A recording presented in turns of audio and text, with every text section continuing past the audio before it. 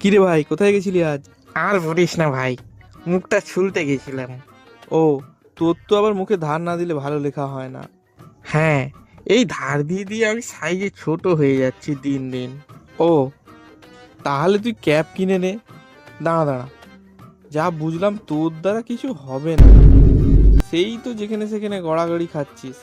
আমি তো না গড়াগড়ি খাই ভাই, তুই তো দেখি মাঝে মাঝে লিখতে লিখতে লেখা ছাড়া ছাড়া হচ্ছে, পেছনে ফু দিতে হয়, না হলে লেখা ঠিক হয় না। বাবা থেমে যা, আর বেশি কথা বলিস না। তোকে বেশি বাচ্চারা ইউজ করে জানিস। আমি তো থাকি ভাই অফিস, আদালত, হসপিটাল, সব জায়গায় আমার হাই ফাই ব্যাপার। তো কি হয়েছে? কালি শেষ হয়ে গেলে তোকে তো একবারে ছুঁড়ে ডাস্টবিনে ফেলে দেয়। আর আমাকে দিয়ে সবাই জানিস কত সুন্দর সুন্দর ড্রয়িং করায়। আমার আজ ডিউটি আছে তোর মালিকের বাড়িতে। সে আজ অনেক লেখালেখি করবে। কালকেই কালি ভরে নিয়ে এনেছে আমায়। হ্যাঁ, তোর কালি শেষ হয়ে গেলে আর ক্যাপটা হারিয়ে গেলে তোর অবস্থা আমার থেকে বাজে হবে, আমি জানি। তোর মুখটা ছুলে ছুলে ভোঁতা হয়ে গেছে, বেশি দিন আর টিকবি না মনে হচ্ছে। থাম থাম, অনেক বলেছিস, এবার একটু থেমে যা ভাই।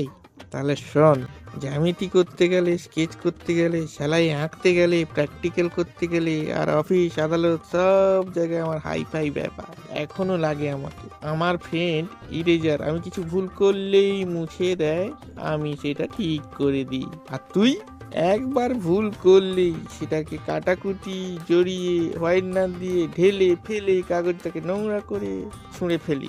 চল বন্ধু, আমার আর তোর ডিউটি আছে একটা স্কুলে। চল ভাই। আমার ক্যাবটা কোথায় গেল, পাচ্ছি না। দূর বাবা, এবার আমার কি হবে?